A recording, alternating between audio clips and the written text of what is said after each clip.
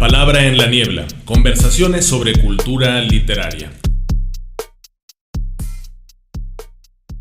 Estamos hoy con nuestra invitada especial, muy contentos de tener hoy a Elizabeth Corral Peña. Hola, ¿cómo estás? Hola, ¿cómo están ustedes? Bien, muy bien estoy. Qué bueno, nosotros muy contentos de tenerte aquí. Bueno, ella hizo estudios de letras en la Universidad Nacional Autónoma de México y en la Universidad de Toulouse-Le Mirel y de traducción en el Colegio de México. En 1993 formó parte de los investigadores repatriados por el CONACYT. Es autora de los libros Noticias del Imperio y Los Nuevos Caminos de la Novela Histórica de 1997. También de Recuadros verbales, imágenes sobre la narrativa de Fernando del Paso, en 1999. Y este libro que a mí me parece maravilloso, La escritura insumisa, correspondencias en la obra de Sergio Pitol, de 2013. Podemos empezar a platicar por ahí, ¿no? Si quiere irnos contando poco a poco cómo fueron los inicios de su carrera y vamos platicando. Muy bien. Bueno, pues buenos días, antes que nada, y muchas gracias por la invitación. Los inicios de la carrera ya son lejanos. Siempre fui lectora desde niña y cuando estuve en secundaria y prepa estaba convencida de que iba a estudiar letras y en algún momento se desvió el asunto y me metí a antropología y después a música y di una vuelta para terminar otra vez en letras. Pero a diferencia de mucha gente que entra a letras para escribir, yo entré a letras para leer. A mí lo que siempre me ha gustado es leer. Y también tiendo a ser absolutamente obsesiva y entonces yo estaba obsesionada con Fernando del Paso, con esas obras tan complicadas y tan apasionantes. Y entonces hice la tesis de licenciatura, de maestría y de doctorado sobre Fernando del Paso, sobre diferentes obras de Fernando del Paso. Y cuando terminé el doctorado, que lo hice en Francia, ya estaba empezando a hacer un nuevo proyecto sobre Fernando del Paso, que era la recopilación de todos sus artículos periodísticos, que de hecho salió la compilación como volumen 3 de Fondo de Cultura Económica. Y esa obra me llevó muchísimo tiempo. Estuvo inspirada mucho por un maestro que yo tuve en Francia, que fue Jacques Gillard, que fue el que hizo la compilación de la obra periodística de García Márquez. Siento que fue ahí realmente donde yo aprendí a leer, realmente a leer, y cuando terminé esa obra, que me tardé como 7 años en hacerla, después de salir del doctorado, sentí que ahora sí ya era doctora. Antes no me lo había creído mucho, ¿no?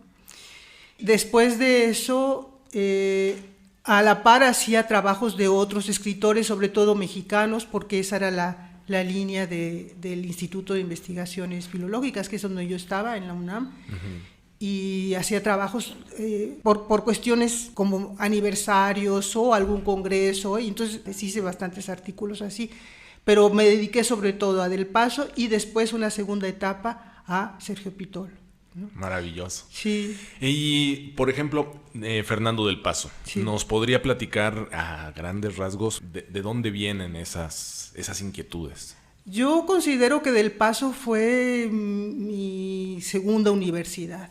La obra es un compendio de erudición impresionante y yo empecé a leer y a conocer a un montón de autores y de música y de pintura y todo, gracias a él. O sea, leyendo su literatura me llevaba y nos lleva a todos sus lectores a otro tipo de manifestaciones artísticas. Entonces yo siento que fue una universidad paralela. Yo iba haciendo los estudios formales en la UNAM y en la Universidad de Toulouse y paralelamente lo iba estudiando a él. Aprendí muchísima historia con él. Por otro lado, es alguien que propuso cosas muy, muy importantes dentro de la trayectoria de la literatura mexicana. José Trigo es una obra súper propositiva, súper experimental, muy bien armada. A mí me sorprende los proyectos que se echaba a cuestas. O sea, no es raro que se tardara 10 años por promedio con cada novela. Yo trabajé fundamentalmente en Noticias del Imperio, la obra periodística, y después cuando salió Linda 67, que a mí me gusta mucho la novela policíaca y la negra y todo eso, fue como un respiro porque era mucho más manejable y al mismo tiempo está como destilada toda la estética de Del Paso ahí, ¿no? Entonces hay mucha gente que no le gustó la novela, dice, ¿cómo así? O sea, pero si Carpentier hubiera hecho una novela policíaca, la hubiera hecho igual, o sea, el terror al vacío, eran barroquísimos, ¿no? Entonces, por supuesto, es una novela muy cargada, pero va mucho más de ser una novela policíaca. O sea, es una novela de época y uno puede reconstruir el momento histórico que está recreando con lo de O.J. Simpson y los viajes todos los paseos por California y el pop estadounidense, súper plástico. Eso es algo que es muy apasionante, ¿no? O sea, la literatura de Del Paso se ve mucho. Sí, y esta capacidad que tiene de hablarnos, por ejemplo, de un episodio de la historia de mexicana y después trasladarse a otras latitudes, ¿no? Y otras épocas, con esa facilidad y con ese ingenio que tiene. Totalmente.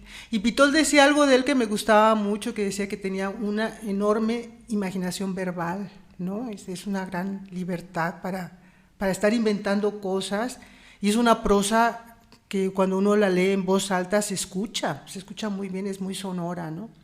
Sí, y respecto a la lectura, por ejemplo, hemos tenido Noticias del Imperio, José Trigo, entre las manos, y decimos, ¿cómo voy a enfrentarme a la lectura de esto, no? O sea, son, no me acuerdo cuántas páginas, pero sí son 800, más o ¿no? menos, más igual o menos. Que Palinuro de México, sí, y entonces, que fue la primera que trabajé además. ¿cómo hacer para enfrentarse a esa lectura sin morirse de miedo?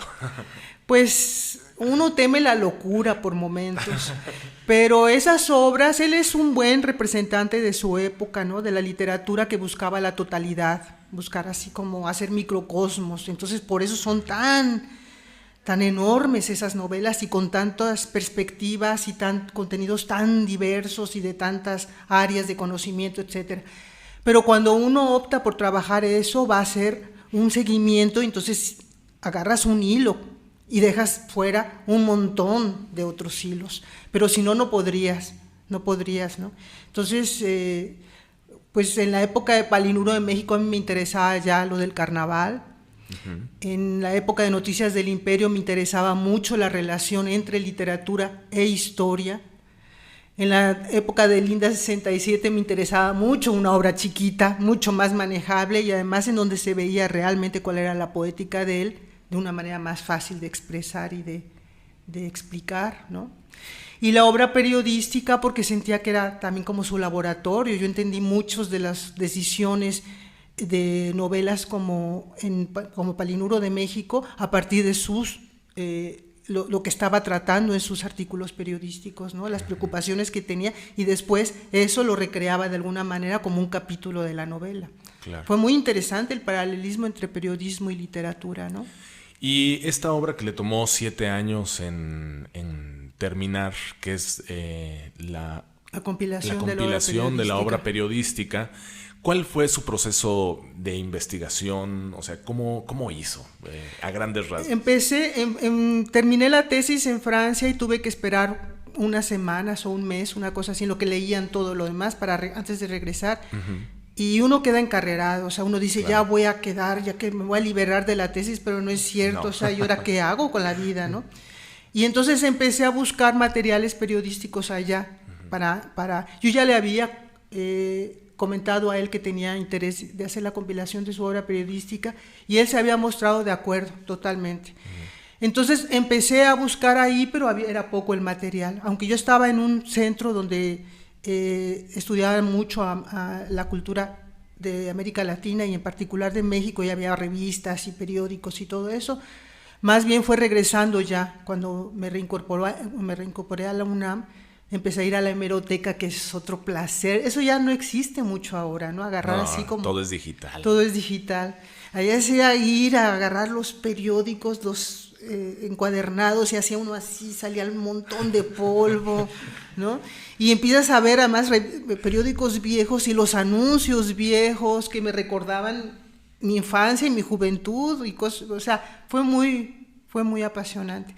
Entonces yo sabía que publicaba en Proceso, que publicaba en las revistas de la universidad, etcétera, pero no sabía que tenía un montón de artículos en El Día.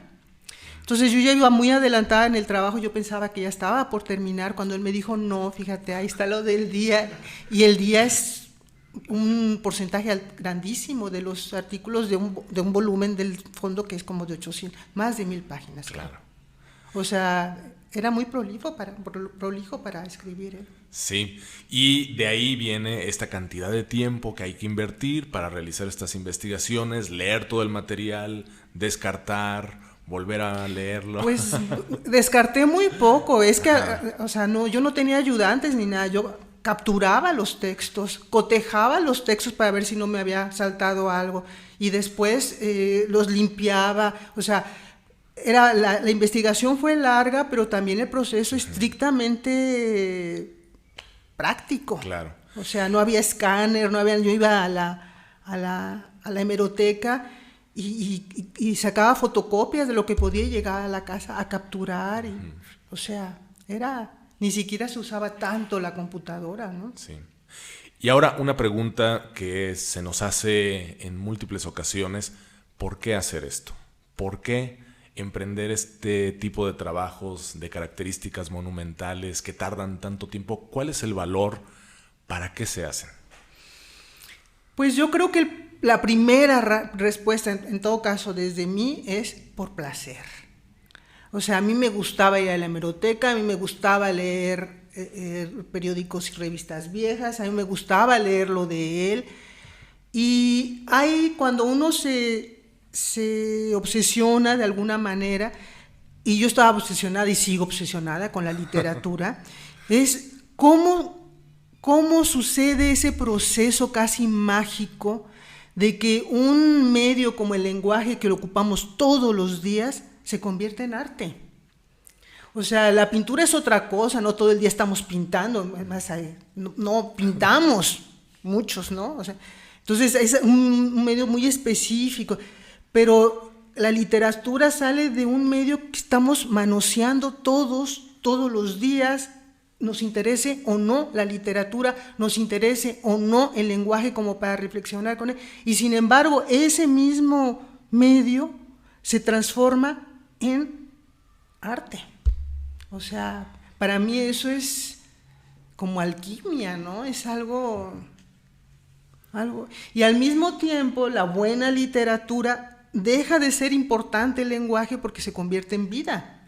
O sea, una buena literatura, la que seguimos leyendo ahorita, aunque pasen siglos y siglos, es porque está viva. Entonces, ¿cómo se hace? Los buenos cuadros, las buenas esculturas, el arte, cuando es arte, está vivo y perdura. Bueno, entonces, en el caso de las letras, además, viene de algo que todos conocemos, que todos usamos. Entonces, yo creo que por eso se hace. Estuve estudiando la relación de historia y literatura, la relación de literatura y artes plásticas, pero en realidad lo que yo estaba buscando sin saberlo, y lo supe mucho después, o sea, ya cuando casi estaba para jubilarme, no, un poco antes, ¿no? Es el proceso de creación. O sea, eso es algo que a mí me parece totalmente atractivo, y sé que uno nunca va a llegar a una respuesta única. Y qué bueno, o sea, tener respuestas últimas significa parar cualquier investigación, ¿no? O sea, que todo sea temporal, por el momento, o sea, y nunca la última palabra me da escalofrío.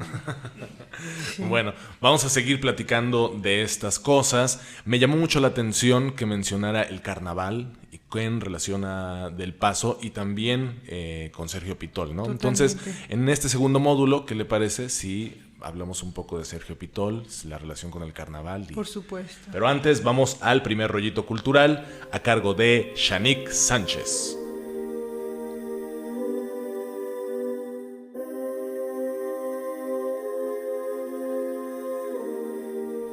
De beatas alumbradas, ilusas e histéricas. En la Nueva España, una práctica llamada de los afectos del amor de Dios se convirtió en uno de los modus vivendi para un cierto sector de la población femenina dedicado a la oración. mujeres no forzosamente vinculadas a una orden, pero que vestían hábito religioso, vivían con recogimiento y profesaban el celibato. María Rita Vargas, por ejemplo, logró que Antonio Rodríguez Colodrero, su padre espiritual y capellán del convento de San Lorenzo, la protegiera y la mantuviera viviendo con él bajo el mismo techo, gracias a sus dotes de santidad, entre los que se encontraba hablar con el niño Jesús. Sin embargo, entre 1796 y 1798, tanto ella como otra alumbrada, María Luisa Celis, a quien el diablo, en compañía de sus demonios, torturaban y llenaban la cabeza con pensamientos heréticos y tentaciones carnales, y entre más resistencia opusiera, más tormentos y vejaciones soportaba, fueron procesadas por el Santo Oficio junto con su confesor en común, Antonio Rodríguez Colodrero. Este, además de llevar registro de las visiones y revelaciones de ambas en forma de diario, presumía dichos avances con sus demás confesadas para contagiar en ellas el anhelo de perfección, pero generó todo lo contrario entre monjas y laicas, una serie de envidias y rumores que llegaron a oídos de la Inquisición. En gran medida, el incremento de beatas se debió al clima de exaltación religiosa que se vivía en aquellos tiempos, en los cuales, entre otras muchas cosas, reinaba lo sobrenatural y lo milagroso. La propia Iglesia, merced a su discurso, promovía una doble moral que sirvió de marco para la proliferación de oráculos, hechiceros, curanderos, brujos, astrólogos, adivinos, milagreros y alumbrados, los cuales, a juzgar por la documentación inquisitorial, tuvieron buena aceptación en una gran parte de la sociedad novohispana. Es de suponer que la relación confesor-confesada se convirtiera en una codependencia, más si tomamos en cuenta que una pieza clave en el comportamiento de las alumbradas fue el voto de castidad, requisito indispensable de santidad tanto para solteras como casadas. Irónicamente, en la mayoría de los casos esto resultó un velo para simular los verdaderos deseos y pulsiones de algunas mujeres y de sus confesores, quienes con frecuencia ejercitaban lo contrario de lo que predicaban. Al final, la Iglesia terminaría culpando y denominando a estas mujeres ilusas, posesas, obsesas, embaucadoras o histéricas. Diferentes etiquetas para explicar un fenómeno que más tarde el psicoanálisis también acometería: erotismo e histeria. Imposible no pensar en el caso de Sabina Spielrein y Gustav Jung.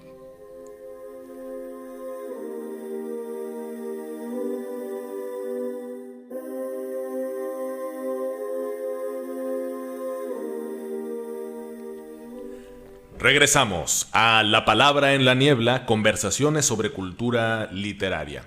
Estamos muy contentos con nuestra invitada Elizabeth Corral y nos van a platicar un poco de su relación literaria con Sergio Pitol. Desde dónde trabajó con sus textos, cuáles son los que más le apasionan y también, muy importante, el vínculo con las nociones sobre el carnaval.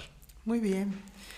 Yo todavía estaba en la UNAM y ya había terminado la compilación de la obra periodística y me interesaban mucho dos cosas. Una, el carnaval, que ya lo había trabajado en Del Paso, y Del Paso es literatura carnavalizada, y quería hacerlo con otros autores y empecé con Sergio Pitol, que además lo hace explícitamente en su trilogía del carnaval. Sí. Y la otra cosa que me interesaba mucho era la relación entre literatura y plástica. Y con Sergio Pitol también se daba eso muy claro. Uh-huh.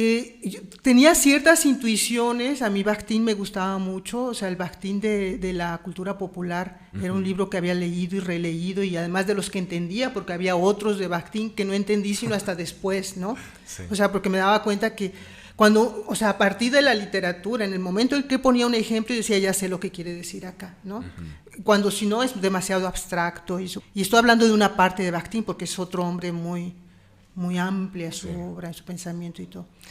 Bueno, lo que me llamaba la atención no era el carnaval como fiesta, nada, sino como visión del mundo. O sea, finalmente los escritores que más me atraen y a los que más leo y los que no paro de leer son los que se ríen. y además si se ríen de sí mismos, mejor, ¿no? Entonces, eso no es una moda, no es seguir una teoría, es una manera de ver el mundo, y yo me sentía afín a esa manera y sobre todo me sentía afín al mismo tiempo que yo era muy triste, digamos, ¿no? Pero reírme con la literatura me cambiaba totalmente el ánimo y sentía que la vida valía la pena y todo lo demás, ¿no? Y después empecé a trabajar a Sergio Pitol desde la perspectiva del carnaval y después me gustó, o sea, a mí me gusta la obra porque es muy variada y se ve también la gran capacidad pero la de la memoria me parece absolutamente genial porque digamos que me disparó a otro nivel de reflexión, ya no estrictamente literario, sino vital, ¿no? Y darse cuenta cómo eso que él hace con su literatura de ver personajes que están haciendo autoficción y metaficción y todo, en realidad uno lo hace todos los días con todo en el momento que está interpretando su propia realidad, ¿no? Nada más que lo interpretas y dices, claro, él me dijo tal cosa, y yo digo, pasó así, y lo esquematizas, haces tu novela y crees que esa es la realidad. Hasta que alguien llega y te cuenta ese mismo hecho desde otra perspectiva y dices, ¿qué se me escapó a mí? Que yo no lo vi así, ¿no? O sea, la noción de perspectivas diferentes y la validez de muchas perspectivas fue algo que, aunque están en Del Paso, fue Pitol el que me lo mostró. Sí. Y pasar de la literatura a la vida realmente fue Pitol el que me lo enseñó. Yo he dicho en algún momento que él me enseñó el optimismo y además se estableció después una relación personal muy estrecha que agradezco muchísimo, ¿no? Puedo decir que me cambió la vida cotidiana, ¿no?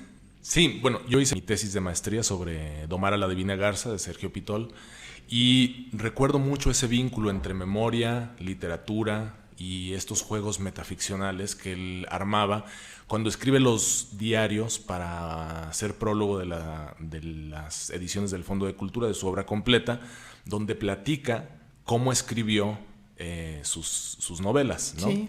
Luego tenemos la novela y antes hay un libro que se llama El Viaje, donde se ve un poco literariamente también cómo se le fueron ocurriendo, pero las plasma en otro libro, ¿no? Que es muy raro, ¿no? No sé si llamarlo novela o diario de viaje, porque son textos casi inclasificables. Totalmente, sí. Entonces, sí, le entiendo perfectamente estos vínculos que hace Sergio Pitol.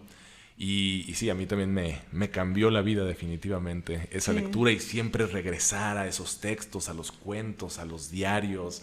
Es impresionante. Sí, y toda la parte de la traducción, esa es parte de su obra también.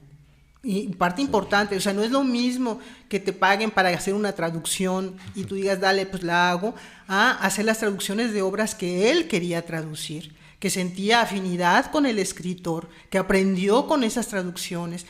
A mí la idea de copyright nunca me ha gustado demasiado, o sea, no es cierto, no hay nada, digo yo, en la vida que surja de la nada, siempre se están rehaciendo cosas.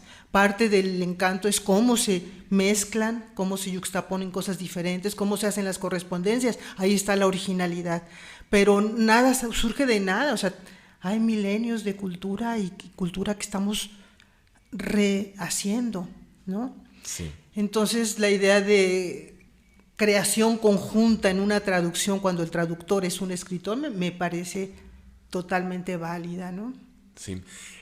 Tienes estudios sobre traducción, ¿no? Sí. Y te dedicaste a la traducción.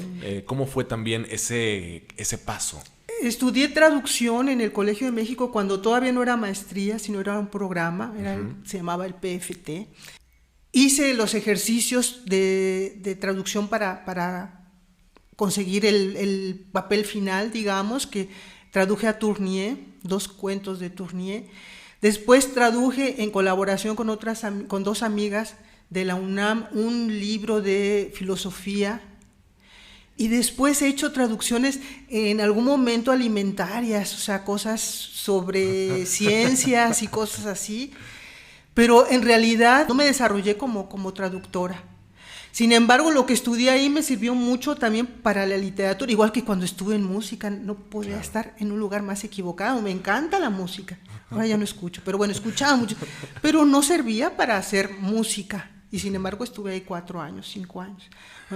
Pero no lo lamento, porque saber esas cosas son buenas para entrar a la literatura, que es lo que ha sido lo mío finalmente. Entonces, sí tengo algunas traducciones, quizá más de las que estoy diciendo ahorita, pero nunca consideré haber desarrollado esa actividad.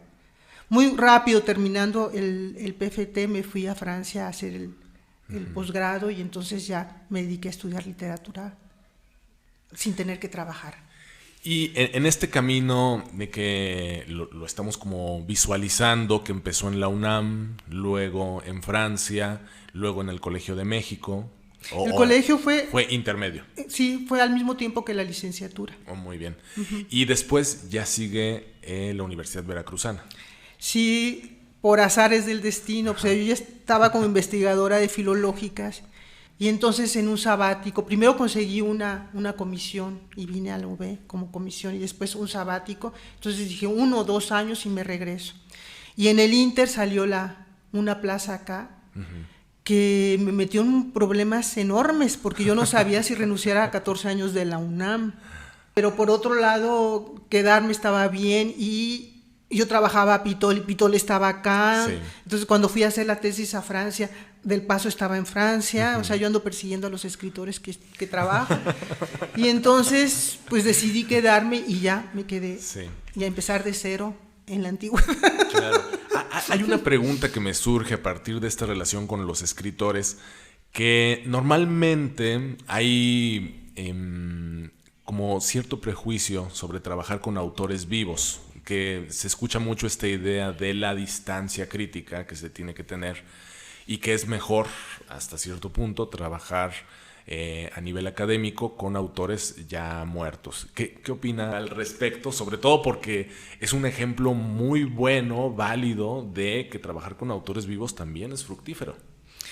Yo creo que trabajar al autor que te apasiona está bien, sea muerto, o esté muerto o esté vivo. O sea, si la literatura de ese autor realmente te importa, te gusta, te despierta toda la curiosidad necesaria como para que le dediques. A Del Paso le dediqué 20 años, a Pitol le dediqué otro tanto. O sea, es porque no se va a agotar ese interés. Cuando empiezas con un autor y después ya no te gusta, y después se vuelve como un trabajo tan burocrático. En cambio, si te gusta la obra, puede ser una ventaja o una desventaja dependiendo de la personalidad del autor. Entonces tú puedes decidir si sigues trabajando con él o no. Si trabajas alejada y le presentas las obras, o trabajas muy de cerca. Yo creo que no hay una regla definitiva para una cosa u otra. A mí me funcionó bien con los dos, sin duda. Sí. No, es algo muy gratificante de escuchar, porque muchas veces hay este tope, ¿no? Como no lo hagas, no trabajes con un autor vivo, ¿no? Cuídate de eso. Hay demasiadas advertencias en el medio, pero es muy bueno escucharte y saber que también existen esos otros caminos para realizar estas investigaciones. Vamos al segundo rollito cultural a cargo de Alejandro Solano. Y regresamos para seguir platicando con Elizabeth Corral.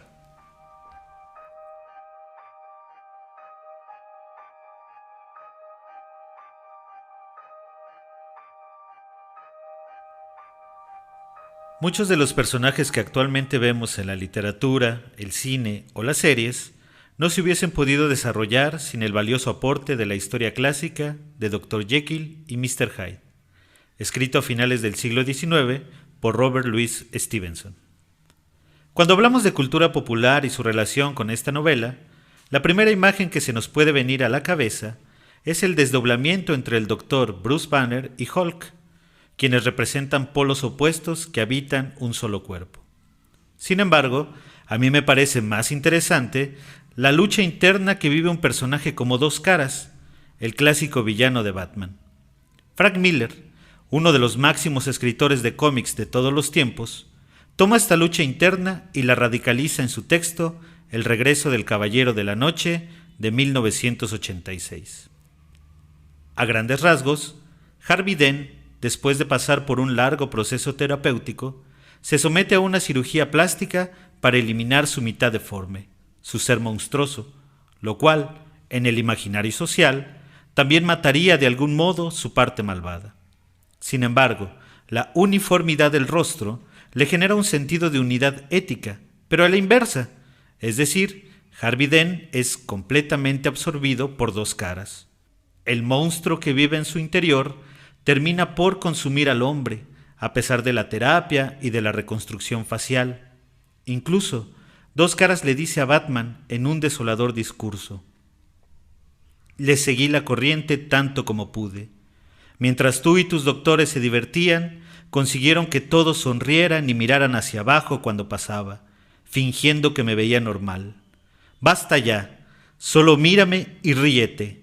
Acaba con eso. Al menos ahora ambos lados coinciden, ¿cierto? Mírame y ríete.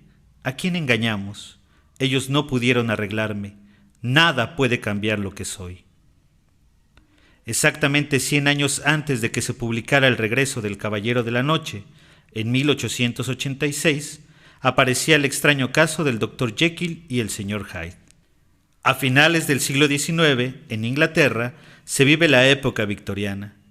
Esta novela fue parte del llamado arte de fin de siglo, al cual la burguesía inglesa era muy aficionada.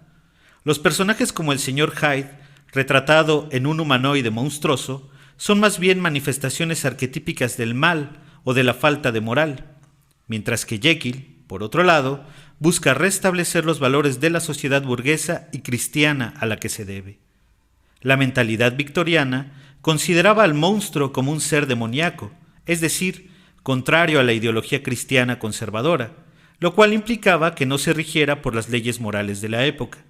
En el siglo XX, hay un intento por echar abajo este discurso moralizante a través de rescatar la ambigüedad y la dualidad del arquetipo del monstruo, pues si este es la mímesis de un conflicto humano, no puede haber una solución moral única, sino que debe hacerse hincapié en la lucha interna de los personajes, que es la que vivimos todos los días. La reedición del extraño caso del Dr. Jekyll y el Sr. Hyde, con el sello de la Universidad Veracruzana, prologada maravillosamente por Elizabeth Corral y en una excelente traducción de Emilio Augusto Soler, cumple amplia y sobradamente con las expectativas de cualquier lector.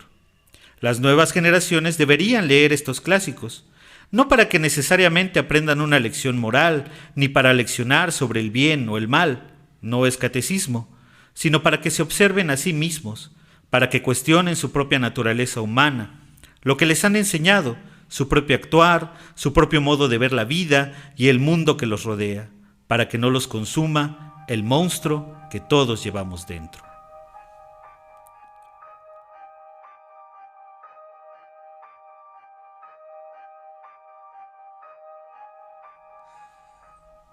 Continuamos con La Palabra en la Niebla, conversaciones sobre cultura literaria. Estamos platicando con Elizabeth Corral Peña sobre sus andanzas en la academia, en los estudios literarios, pero sobre todo en su camino en las lecturas, que es lo realmente apasionante, ¿no? Uh-huh. Y también la escritura. Tenemos aquí en nuestras manos el libro El extraño caso del Dr. Jekyll y Mr. Hyde, de Robert Louis Stevenson, y el prólogo es de Elizabeth Corral Peña. Este libro está editado por la Universidad Veracruzana y nos gustaría escucharte cómo fue tu experiencia de escribir este prólogo y también esa otra parte de la escritura. Pues el maestro Pitol elegía a quien consideraba conveniente para cada prólogo, digamos, y a mí me propuso y a mí me encantó, la verdad, hacerlo. A mí me gusta mucho Stevenson. Yo había estado, quizá me lo propuso porque yo había estado leyendo y conversábamos él y yo mucho de las lecturas que estábamos haciendo, de los trabajos que estábamos haciendo. Y yo le había comentado con mucho entusiasmo un ensayo que cito acá, que es como el elogio a la ociosidad, ¿no? Y yo creo que por eso se le ocurrió que yo debía hacer ese este prólogo. Yo había leído bastantes ensayos de Stevenson, había leído bastante obra, pero para hacer el prólogo, hacer prólogos es apasionante también, porque hay que leer un montón, hay que investigar un montón. Entonces, bueno, leí varias novelas. De todas formas, tiene una obra enorme. Yo me quedé con un pedacito, digamos. Releí algunas cosas y leí de nuevo otras. Y me doy cuenta, ayer leí el libro, les decía, de principio a fin, me di cuenta que ya ahí ya estaba muy, muy metida en algo en lo que es, el último artículo que escribí y publiqué tiene que ver con ética budista, ¿no?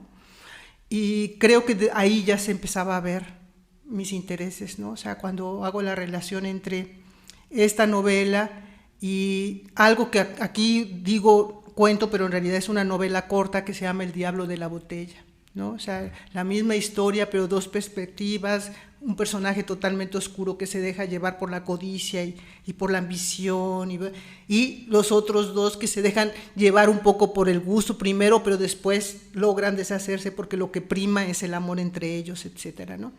Como una perspectiva ética que ya estaba de alguna manera apuntada aquí. Entonces fue muy placentero y el otro prólogo que me pidió también el maestro Pitor para la colección, que también hice con muchísimo placer, que fue el de Galdós, 2 novelas de Galdós, ¿no? Y 2 novelas muy diferentes, Misericordia y Doña Perfecta. Una me encanta y la otra me cae muy mal, ¿no? Como personajes. Entonces, de hecho, este prólogo, fui a un viaje, pero ahí sí de placer, a Colombia, y buena parte del prólogo salió allá. O sea que tengo bonitos recuerdos de la escritura de este prólogo, sí, sí. ¿Y su relación con la editorial continuó? ¿Fue prolífica? ¿Cómo? Sí, cómo no, y además la colección me ha gustado mucho, y con la editorial he hecho muchos dictámenes, y bueno, son grandes amigos los que han estado allá. Rivas me publicó el primer libro en la editorial, gracias. Y sí, por supuesto, me da mucho gusto ver a Agustín, a Edgar, sí, o sea, la relación con la editorial ha sido más en términos amistosos y con ciertas cosas que me han solicitado, ¿no? Como dictámenes o estar en un comité, una cosa por el estilo, ¿no? ¿Y este vínculo con la editorial fue al mismo tiempo que su trabajo en el instituto? Sí, sí, también con Mario Muñoz, ¿no? Publiqué mucho.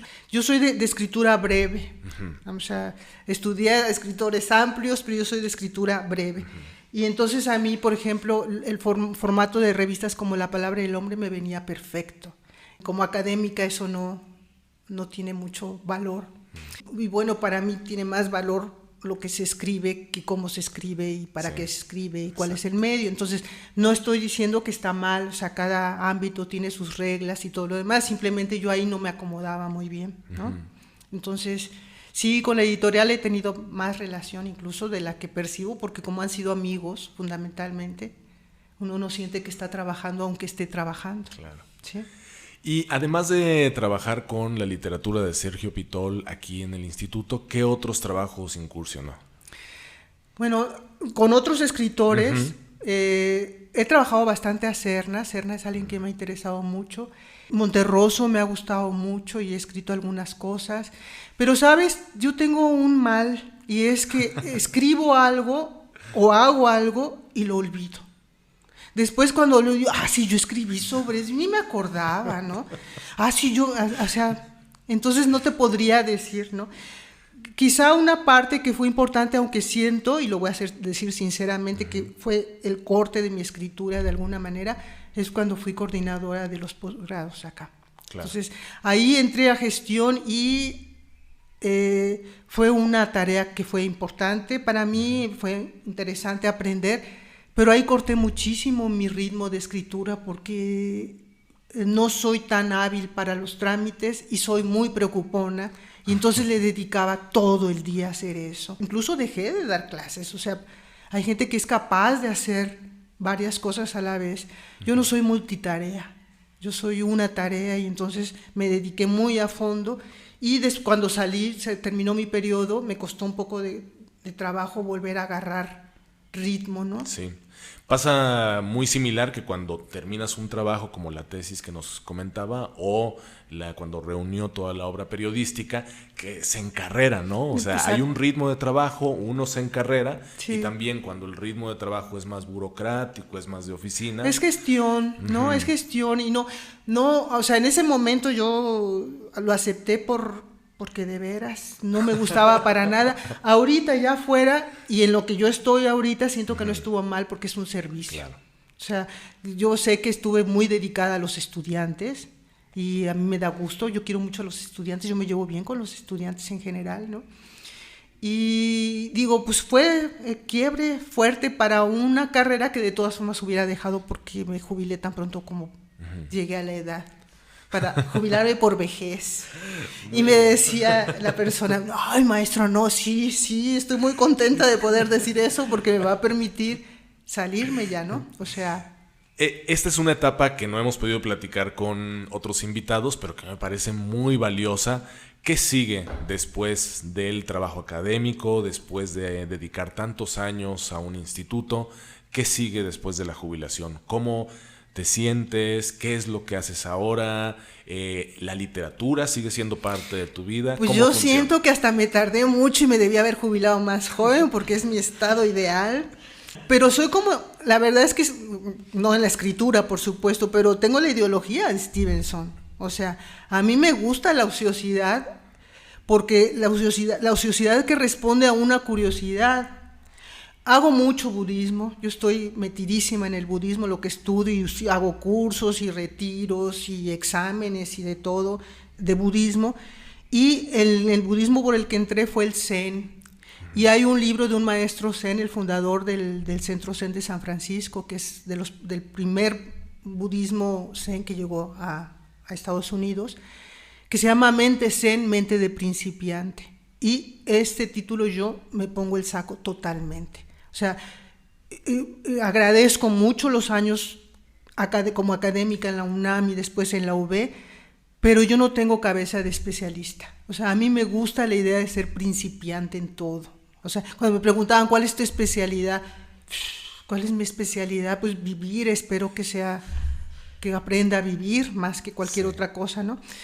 Entonces, salir para mí fue volver a relacionarme con la literatura, con la escritura y con todo lo demás como una principiante, sin necesidad de llenar ningún requisito ni tener que estar cumpliendo ciertas normas, ¿no? Así me gusta. Entonces, hago mucho, trabajo mucho, estudio mucho, leo mucho, veo muchas series, pero todo como principiante, o sea, sin necesidad de tener que dar después mi reporte, mi registro, que lo pasen a dictaminar y que todo eso que sucede en el ámbito. Estuvo bien, Sí.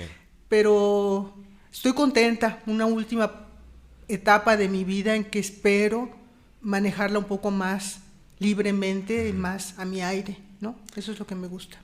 A partir de esta experiencia de haber vivido cómo funciona el instituto y ahora salir, ¿algún consejo de las cosas que tendrían que ser diferente? ¿Algún consejo también para los alumnos que estudiamos la maestría, el doctorado? Y también algunas palabras para los aspirantes que quieren ingresar a la UB, específicamente al Instituto de Investigaciones Lingüístico-Literarias. Pues no sé si estoy capacitada para dar consejos, pero yo podría decir que se procure hacer, seas estudiante que ya estás inmerso en el ámbito académico o alguien aspirante, que se procure, e incluso cualquier gente finalmente, se busque hacer lo que realmente te gusta, te apasiona.